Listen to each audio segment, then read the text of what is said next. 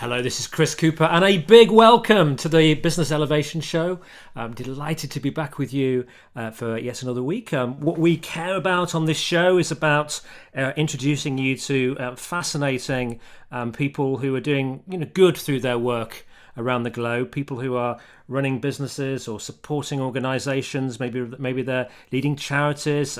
We've interviewed, this is 635 today, people from all sorts of different backgrounds and experiences, and I'm excited today, and we're going to be talking with Louise Evans. We're going to be learning all about mastering the moments that really matter with a fascinating concept which is about 5 chairs, which I think you'll find really, really insightful and very, very helpful. On last week's show, we had Daniel Woods. We actually repeated his show. Yes, because I had a holiday, I think.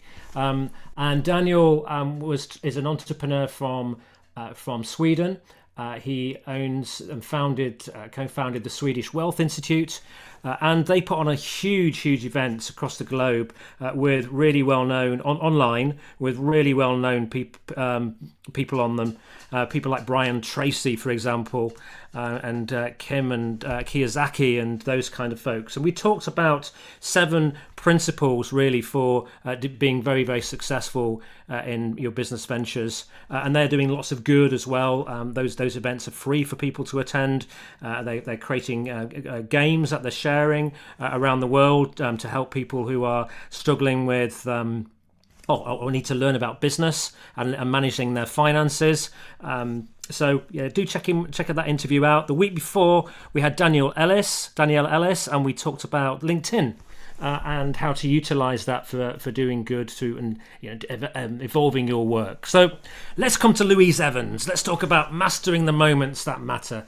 What if the way we respond in just a few seconds could really strengthen, which it does, or damage our relationships? And it's true, isn't it? We have these key moments in life and in business that if we get them wrong or we get them right, it's like a sliding door. Different outcomes can happen.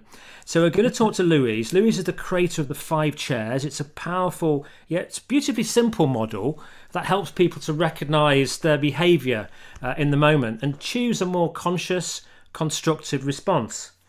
Now, Louise has decades of global experience. She's worked with some incredible businesses, businesses you'll know like Glaxo and Philips and Honeywell and Diesel, all sorts of different brands, working on facilitating behavioral intelligence and intercultural management, global leadership, international communication skills.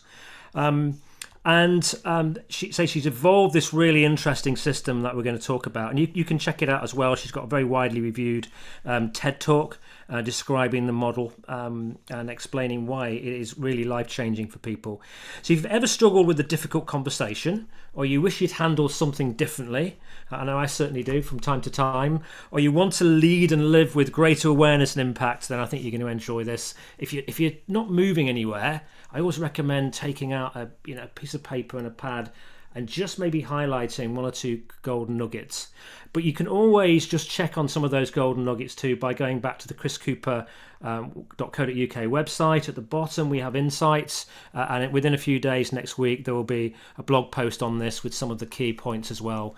So always worthwhile checking those out. So big welcome to my guest today, to Louise Evans. Thank you. Can I just say something about you? Because you're always so good at singing the praises of your guests. But do people realize that you've done 635 podcasts? I mean, that is extraordinary. You need a statue. Well, some notice it. Yeah, I say I don't know if I need a statue for being crazy or. But it's been a wonderful gift. We're in the 15th year now, and to have the opportunity to talk to people like you, Louise, and the guests we've had on the show is absolutely brilliant. And yeah, you sort of learn a bit as you're going through the process. My goodness, I was going to say, I think of after these are 635 hours of all sorts of different learning. So and your consistency and discipline is incredible. Well, thank you. It helps having a contract to do these. That with Voice America, okay.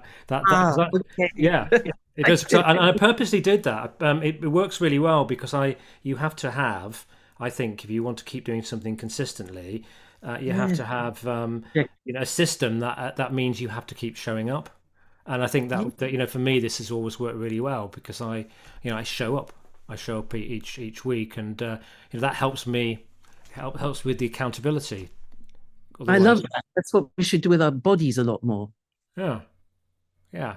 So Yeah. Okay. Well, I'm gonna have to see if I can follow in your footsteps, except do it every day rather every month. That's brilliant. I actually co-wrote a book on it called "The Power to Get Things Done," whether you feel like it or not. Oh, right. I'm going to read that immediately after finishing this. Anyway, let's talk about you. That's kind of you to talk about me, but I want to talk about you. Okay. Tell us a little Uh, bit about your life. Your early life, and oh, you've got this quite remarkable, quite difficult to pinpoint accent as well. And the Evans gives it away slightly in your surname. But tell us a little bit okay. about what was life like growing up for you, and and maybe if there were any situations or people that kind of shaped you as a person today. Yeah. You mentioned that accent. It's funny because we are Welsh as a family with the name Evans. It's unmistakable in a way. But I wasn't actually born there. I was born in Cambridge. Hmm. So, because my father moved the family for his work, so I was brought up in Cambridge. So I had for a while the Cambridge accent, but from a Welsh family. So the mixture of the two, something happened in the meantime, and people in England were asking us where we were from in South Africa. So we all went through a sort of deep identity crisis. I still think we're going through that, but since then, I've lived in France and in Germany, and now I've been in Italy for 40 years. So again, the accent keeps changing, Hmm.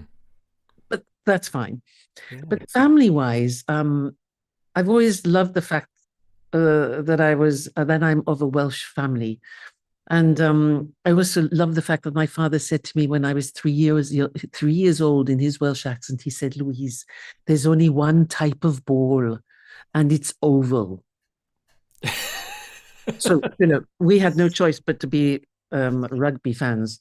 Yeah. Um, but no, I think I was very fortunate. I had a fairly privileged background. And so everything came fairly easy to me on the outside. But I think the problems always start from the inside.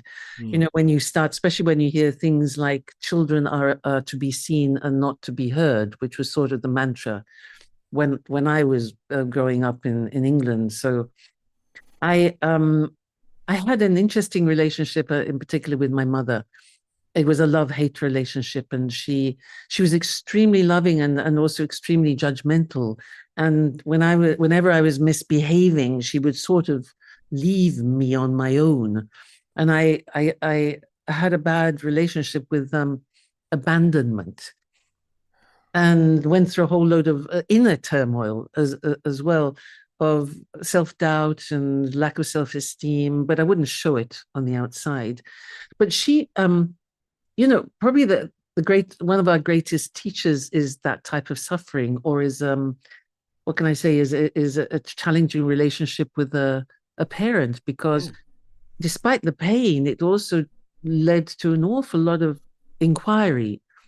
And she was probably my greatest teacher, because from that, if my whole model of the five chairs actually wouldn't exist if not for her, because for a very long time I blamed her for the fact that our relationship was dysfunctional, until I realized that actually maybe I had some part in this, but I was a late developer. I mean, I sort of thought about that when I was about 29, which is sort of a bit late. And when I had actually moved to Italy, because a dear friend of mine gave me a book written by Krishnamurti, which was called The Beginnings of Learning, an extraordinary book. And in it, he talked about how the mind worked. And that was that key moment where I heard the little voice inside me saying, "Oh, well, maybe it's got something to do with me as well." So that was the beginning of a long journey, basically, of trying to discover who I was. And I didn't like many areas of my character and behaviors. But I think that was when I started to look at the mirror and ask myself, okay, what's going on here? Yeah. And so I thank my mother so much. You know, a short Welsh spunky mother who actually led me down a road of deep spirituality and changed my life. Yeah. So that definitely was one of the most important people in my life, balanced by my father, who must have been one of the most empathetic men I've ever met in my life. So I was very fortunate to have these two key figures in my life. It's very very interesting, isn't it? You get more aware, and then you start to notice sometimes a bit of your father coming through in you, or occasionally a bit of your mother coming through in you as well, and you have to kind of manage that. It's the lens that you see things through in terms of your thoughts and your feelings and how you view situations, etc. Sometimes you can feel that genetic Yes, and nurtured code coming or pattern coming through you. which can be very difficult to manage because sometimes you hear yourself, I don't want to be like my mother. Yeah. But you forget all the positive sides, and it's a lot to disentangle until you gain a certain level of awareness and also Mm. maybe a desire to understand yourself. So Yes. Yeah. Yeah. So that I suppose that relationship then it required you to do quite a bit of deep introspection yeah, and start to understand and think start to understand relationships and human behavior, and because you've clearly done lots of different things during your development, NLP and global executive coaching and all those sorts of things. actually, to be honest with you, Chris, there were three people who had an enormous, apart from my parents, an enormous impact on my life. And apart from Krishnamurti, one was Marshall Rosenberg of Nonviolent Communication. Yeah. I had the honor of spending 10 days doing a course with him in America, and that was life-changing. It really was. I mean, it's such an unusual name, non-violent communication, but really I became thoroughly aware of the way I was communicating and was able to change after that.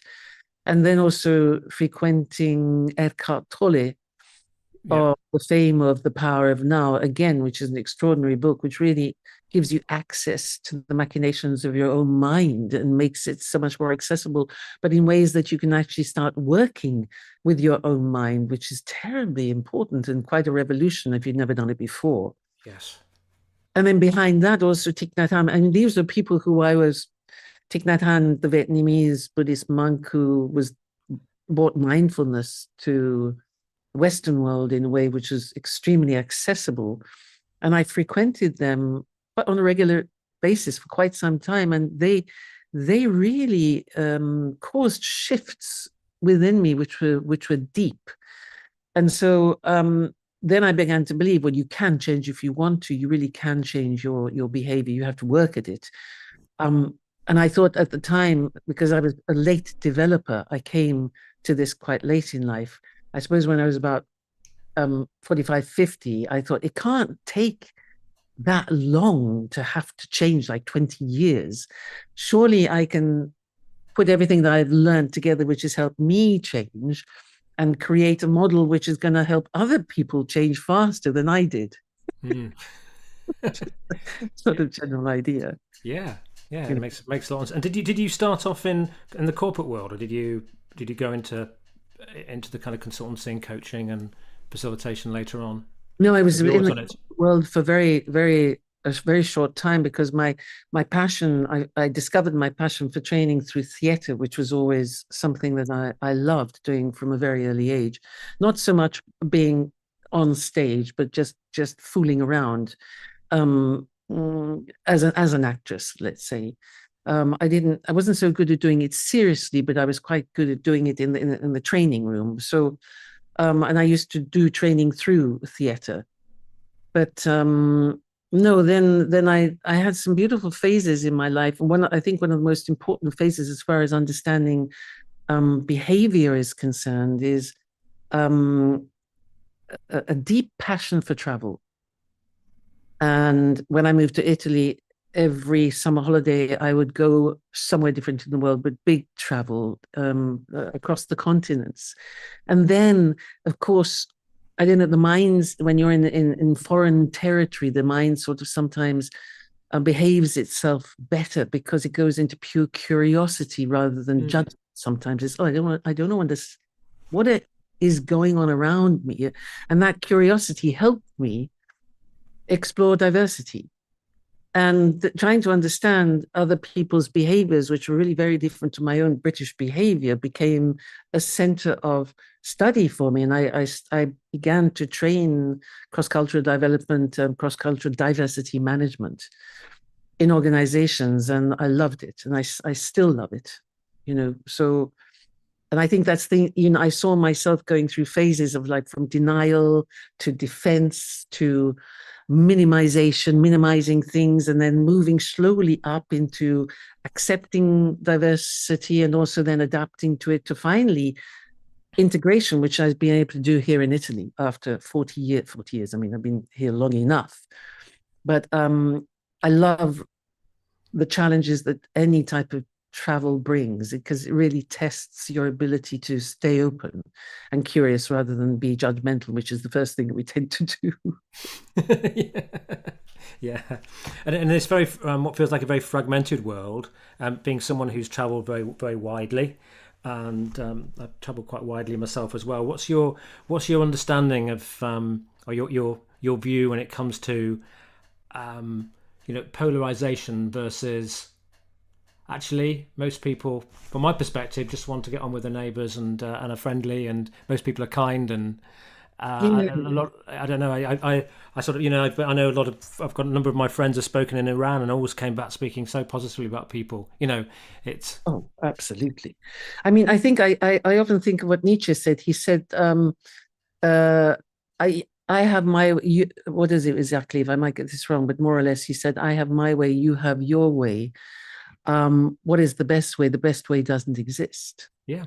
And I think that's the extraordinary thing is you can learn to become tolerant. My husband is Palestinian, See. so yes, so being through the middle of it. I mean, this for me was an absolute gift when I has been born into middle class British culture. What did I ever have to fight for? To be quite honest, I mean, so when I started frequenting him, I learned a lot about what it means to be born and not have a document and have to fight for your right to exist. Well, look what's going on Mm. in the world right now. So I learned a lot. And I went to the first thing I did, actually, I met him after having gone to Palestine and worked there with children. I was teaching English, but it was a life-changing event. So it made me grow up, basically. And I had a lot to think about. And I'm a much better person now than I was before for having frequented that world and the world of conflict that is we're still living right now.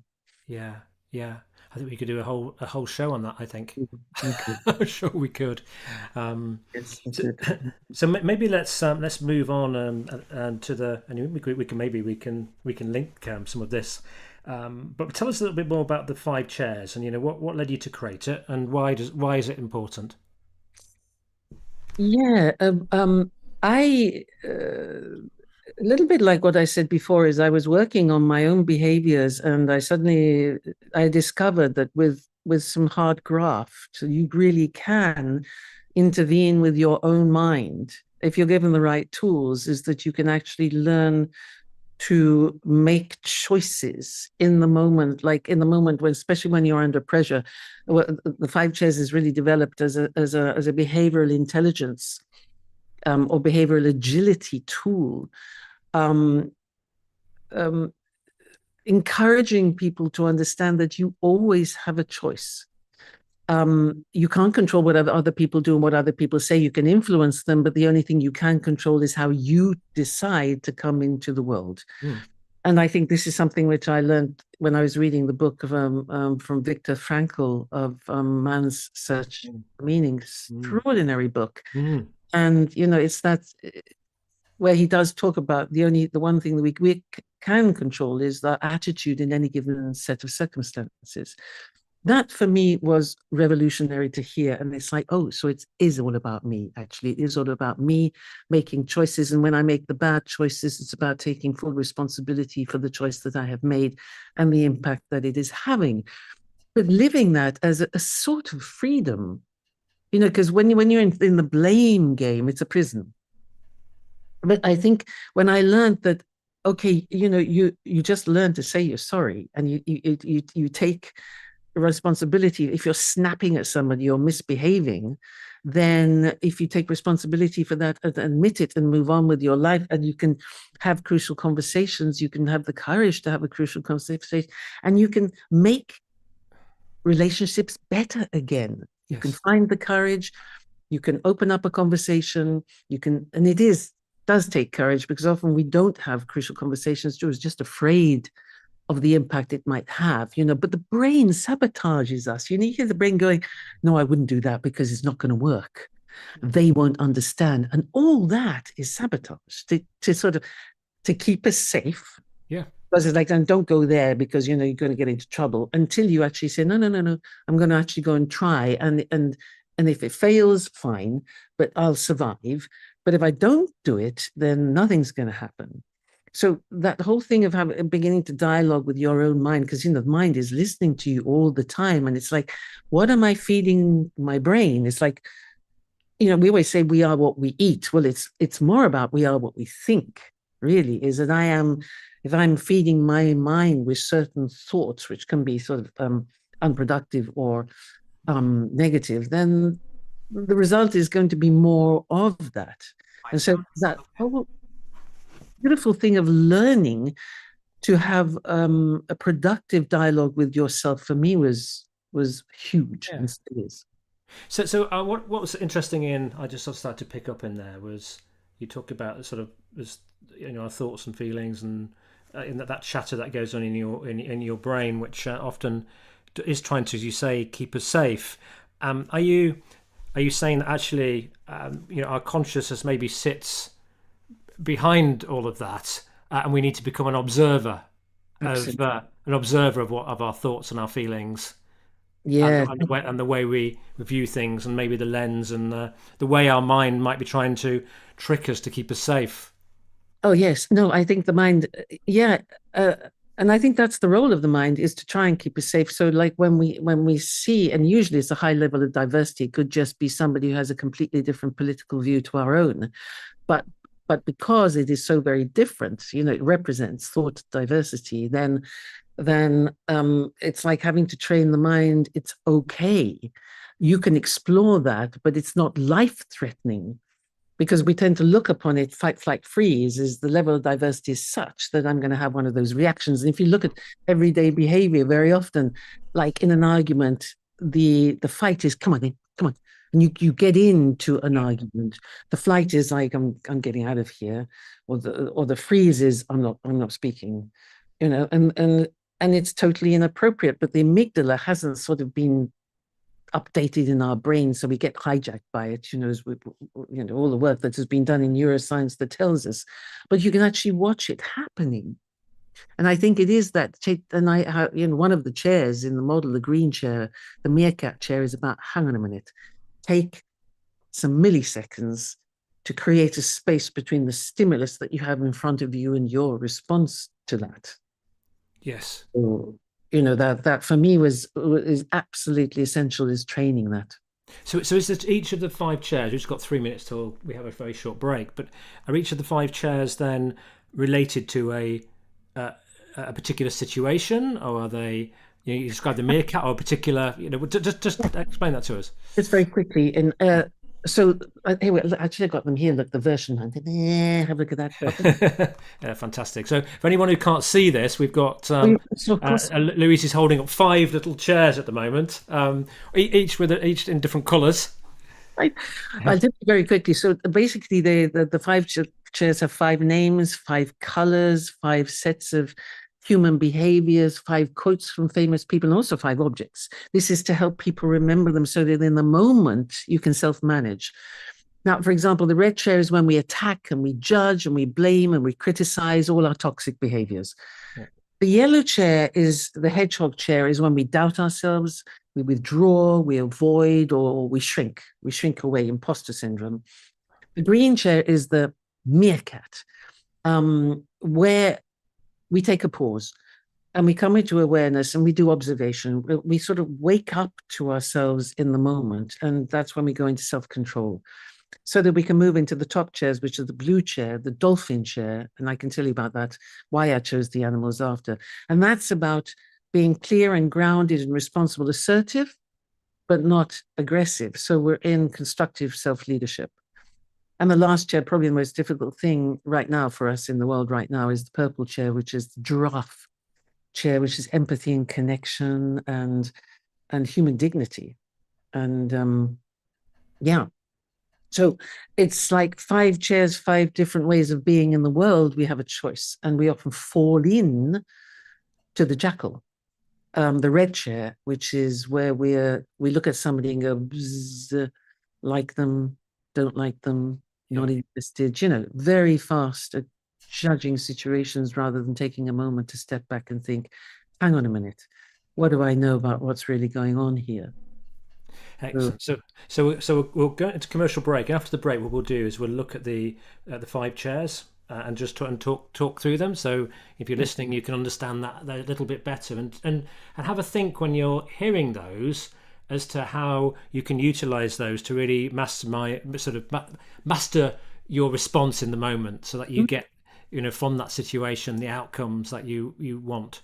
And one of the things that immediately might come for many people is, how do you manage a situation if you've got about to have a blazing argument with a partner, or something, or a child, or oh, I can tell you all about that. I had that happen quite a lot with my husband. We hardly argue at all now, actually. yeah. Excellent. Well, it's got to be worth coming back for, even if that's can be significant. So we're going to be back again in just a couple of minutes, and we'll run through and really start to understand the 5 different chairs and how we can utilize those to help us become really great in the moment. I think if we do that, crikey me, the peace and satisfaction, the results that we can attain in our lives will be considerable. So I'll be back again with you in just a couple of minutes. Do join us after the break.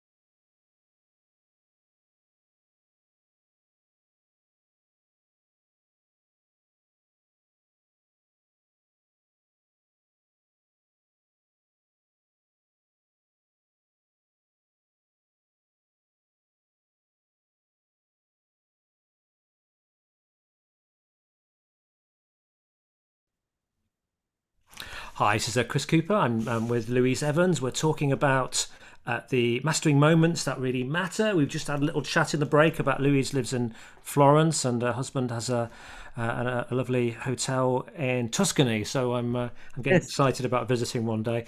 Let's now talk about the red chair show. Let's start with that. Let's start with the jackal.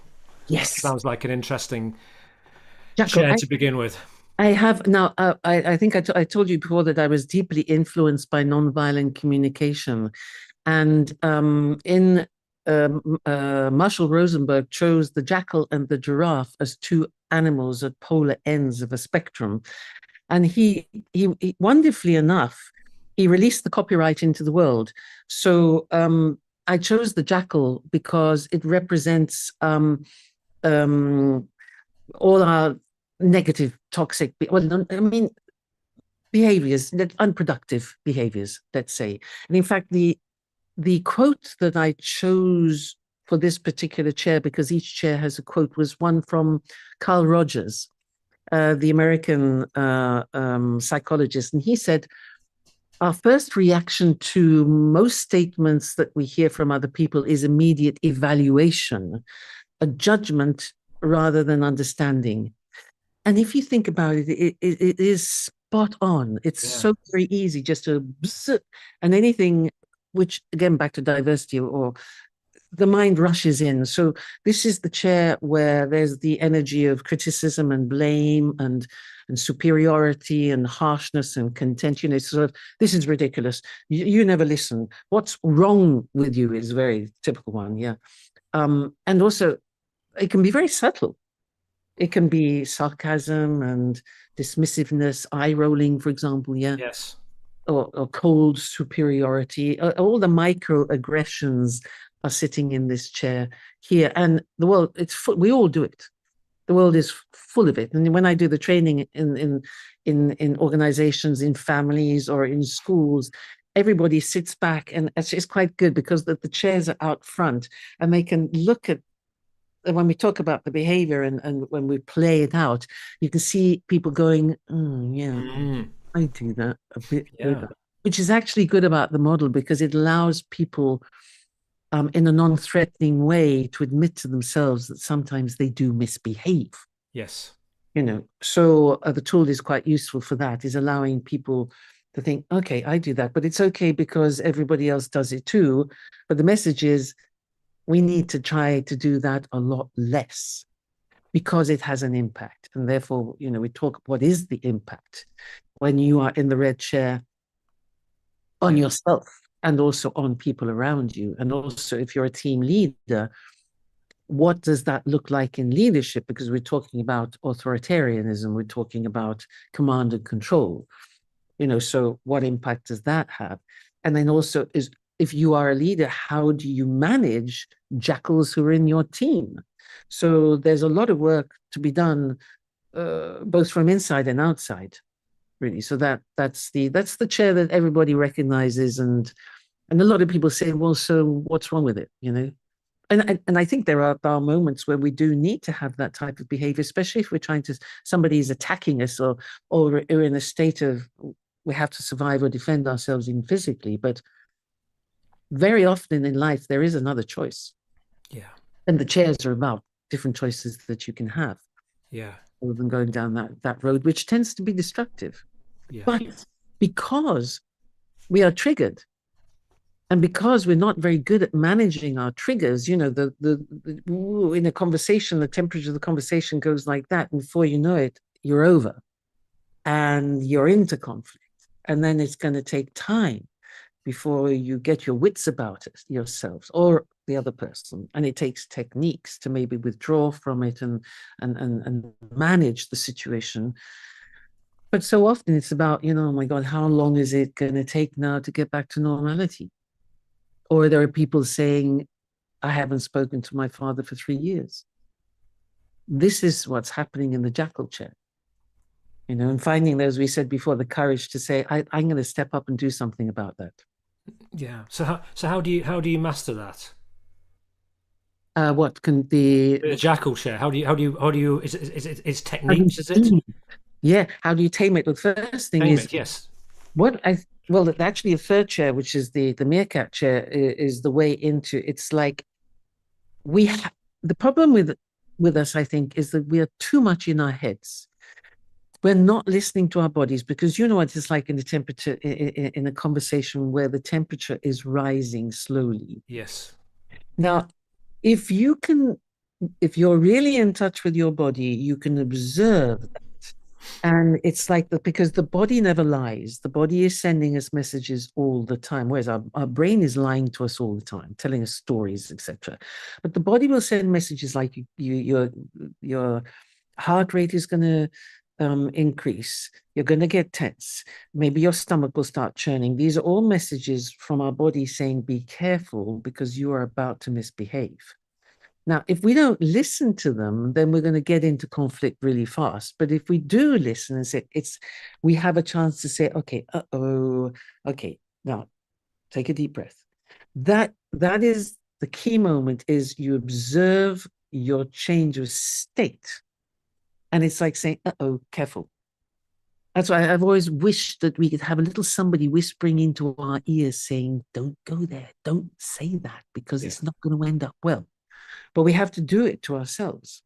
Yeah, and that's where I think something I learned was to take time rather than react straight away. Take a few seconds, and and to be honest, that's even that change. It took a long time, particularly with my kids. It took a long time to be able to get to now that I can spot the situation, and I can take the time. And we don't fall out now. We just don't. It. But it's just, It takes practice, practice, mm, practice. It takes does. the consciousness, the awareness. And with my husband, for example, we don't argue much anymore. But when it does happen, I just say, okay. So as I'm saying the okay, and I'm keeping it, trying to keep it Mm, positive going up the end, so much is going on in your mind as you're saying that, but it's allowing you to just take that space between the trigger and the response. yes. So the yellow chair, the hedgehog, and that's quite Yeah, an hedgehog, because inward, isn't it? yeah, Tell me a little bit about the hedgehog. yes, because that's when you sort of curl up in yourself and you pull back and we silence ourselves, we hesitate, we avoid, we sort of apologize for our existence. And we become a victim in that in the Oh, hedgehog. that's yeah, the far at the far spectrum, we become a victim, exactly. And we assume the worst about ourselves and we say, I'm not good enough, I shouldn't do that. They probably think I'm stupid. And so we do ourselves in, basically. And the quote I used for this one is from Eleanor Roosevelt, and she said, um, "Nobody can make you feel inferior without your consent." Hmm. And so this is about not giving your power away, because, well, in both of the chairs, in the jackal chair and in the hedgehog chair, we are giving our power away to another. But the problem is, you see, it often goes unnoticed because it's quite a quiet chair, because it's less socially disruptive than the red chair, but it can quietly sabotage your whole life because you stop speaking up, you stop leading or asking or setting boundaries or going for opportunities, so you sort of close down your own life. So what comes up for me with these two, and I've seen this behaviour, behaviour where some people can have a tendency to be quite jackal, but then when maybe someone gets the better of them, they go into something more like a hedgehog, and they become a victim. Oh And yeah. it becomes very difficult to manage because suddenly you've offended them and they're upset. And Yes, but well, exactly. I mean, it's one of the most difficult things in the role of leader is to manage a victim in your team, because victims have difficulty with feedback, and managing feedback and trying to encourage people to behave differently and come into their power is not straightforward at all, depending on what level of victimhood you're in. I mean, if it's just low, it's self-doubt. You can build people up and encourage them with small wins, etc. But when you're in full victim, it's complicated. yeah, But yeah, again, we all have this, and very often when you're jackal, we are a jackal when we're feeling insecure. yes, So you get into that sort of triangle of the perpetrator and the victim and the saver, and you go round and round in circles. Mm. It's breaking that pattern, which is really important. Being aware of it first. Yeah. So for people who have self-doubt or they withdraw and they curl up like a hedgehog, that can be very challenging. How do you get out of that if you recognize it in yourself? Yeah, well, I think it's self-compassion. Really, I think it's a lovely question, Chris, because every time it's about recognizing where you are. Because once you are aware of your state, it's like, oh God, okay, and you're thinking, oh my God, I can't do this. I've had enough. And you see yourself, you say, oh, yeah, look, you're in hedgehog, you're having a tough moment. It's going to pass because everything does pass. And just give yourself a hug. And there are quite a few different self-havening is a technique which is a beautiful way to come out of this, because when you hug people, Mm. you create oxytocin. And it's been proven in neuroscience that you can actually do this. It's called safe self-havening to yourself, and you can stroke yourself and create the same sort of impact on yourself. So you're calming yourself and you're loving yourself and being compassionate towards yourself. So that is what I tend to do. Tend to go in a corner and just give myself a big hug. Or you change activity and then come back to it. But the key is that we are aware as we feel any pain or any negativity, is we are aware of it and we can name it, and then we can intervene. But we can't intervene in anything we're not aware of. Yes. But awareness is everything. Yeah. Yeah. It's great. So we should move on and talk about the meerkat then, and the green chair. Yeah, the meerkat. I love the meerkat. It was my father's favorite animal. Right, the meerkat. And because they're like that and extremely vigilant. Mm. And this is about it's when you the moment you catch yourself, basically. It's you're not passive, or it's an intelligent interruption. Let's put it like that. It's a moment where we can move from being driven by emotions, to being informed by awareness. And that's where the freedom begins, basically. So once you can observe yourself, you have a chance to choose who you want to be. Mm. Without that, you don't have. So that whole thing, and I love the meerkats. The meerkats are, because it's like, be still, look around, and curiosity. Because curiosity kills judgment. The brain doesn't do curiosity and judgment at the same time. So the more we are curious, it's interesting. What's going on there? Then you can actually connect to people more easily, because in the jackal chair we just close down. Yes. So it feels like the jackal is very impulsive, Mhm. and potentially the hedgehog a little more so, quite unaware in some ways, often unaware of behaviour. But then Yes, the meerkat actually becomes curious that's it. and takes a notices behaviour in themselves and in others. Noticing, Picks up. yes, you notice your body, you notice your Mm. touch, you notice your breath, you notice your stories, and as soon as you get that, you can start training your inner capacity, because it's only through repetition and reflection and practice that you can actually, move into this ability to actually make choices about where you want to be. Yeah, yeah.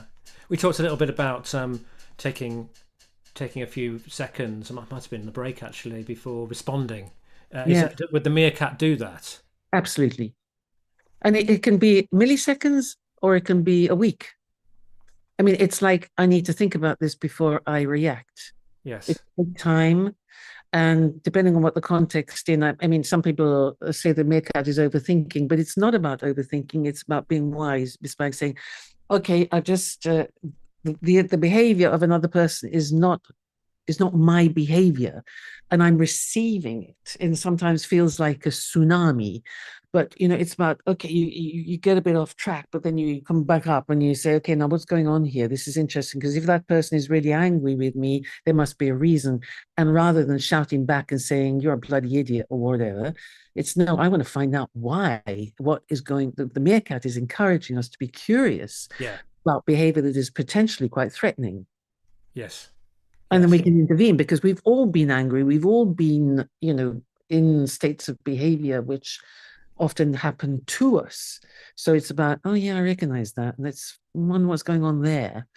But then it's having the courage because you might, as a meerkat, go up and say, so hey, what's going on with you? And they might say, leave me alone, which feels like a slap in the face, especially when they're trying to actually go towards the person. But the meerkat will say, yeah, okay, I understand. You're upset or something's going on, but I'm here, and Yeah. if you need me, I'm here. So that the meerkat is not going to run from people because of their behavior. Well, I just noticed we've got about 6 minutes till I need to close. So Oh my God. we need to talk dolphin. One of my Oh, favorite. I love dolphins. it. Tell us about dolphins and the blue chair. Dolphin. Yeah, dolphin's beautiful because I chose it because it's self-aware. It Mm, it's one of the few animals that recognizes itself in the mirror. So the quote for this chair is knowing yourself from Aristotle, knowing yourself is the beginning of all wisdom. And here we're going into I know who I am, I know what I want. I speak my truth, I create my boundaries. And it's not about what is wrong with another person. It's about I'm telling people who I am. I want to be transparent. I want to be clear in my own life. And I can only do that if I speak up. And if I explain myself to other people. So it's about that beautiful transparency of I'm not going to let people guess at who I'm trying to be. I'm going to tell them who I'm trying to be. So I love that, Jake, because I used to be a hedgehog for so long, but being with my husband, I learned to become much more of a dolphin and speak my truth. You know. yeah. Excellent. Okay, so the dolphin is a bit more assertive, but help out from a healthy perspective. And so Yeah. the dolphin leans in a bit more, does it?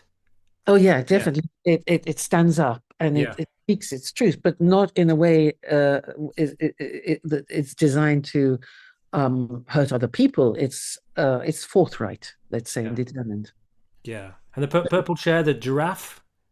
Beautiful. Biggest heart of all land animals in the giraffe. This comes from nonviolent communication, and it's all about empathy and connection. And we're not very good at empathy, or we misunderstand empathy. The quote in this chair is from Abraham Lincoln, and it's, "I don't like that man. I must get to know him better." Right. So this is really all about listening beneath the words, and it's about if in the dolphin it's all about what's important for me. In the giraffe, it's what's important for them, the other person, the person, what matters here, what is needed here, what's the fear or the pain that is going on, what can I do to help this situation? So really, it is you're putting your own ego aside and you're really trying to understand what's going on in the other person. Mm. So beautiful, not easy, but extraordinary chair. Once we need a lot of practice in it. Mm. And do they have a bit more? The the giraffe has a lot of height. Is there significance with the Yes, I think height? it's, and also the fact that the giraffe tends to warn, other animals in the savannah when the big Yeah. cats are out. Yes, you do. It Yeah. is. It's the big picture. It really is. Okay, what is really going on here? And it's almost stepping outside yourself. So the empathy is not. It can be towards yourself, towards the person, towards the bigger picture as well, in order to get that perspective. Yeah. Yeah. Brilliant. Brilliant. Yeah. So when people begin to work with this model, what are Mm. the shifts that you've seen, and how has it Yeah. impacted them? We work now. We work. I worked for many years in organizations, right from the C-suite right down to the factory floor, because we use it for culture change. Yes. People can use it. You can talk about. Uh, it becomes the language of the culture people. Oh, that was a bit jackal, wasn't it? And maybe we should look at it from a giraffe point of view. Uh, the first thing is people are aware, much more aware of their behaviors, and they can give their behaviors a name. Now, when we work with children in schools, they get this immediately, and they completely identify with the animals, and you see beautiful things happening. Like we had a lovely project in Ireland where 4 schools are working with this, and one of my teachers there phoned me. She said, "I saw a lovely thing the other day. As there was a little girl, she was in a corner being a hedgehog, and the little boy went up to her and he said, 'Are you feeling like a hedgehog?' She said, 'Yeah.' And he said, 'Well, I'm the giraffe and I'm coming to help you.'" Oh, wow. So, which is beautiful because they're Yeah. using the language to allow them to adopt behaviors, Mm. and so this is for us huge. And we're working now with children between the age of 4 up to the age of 16 on getting self-agency, basically.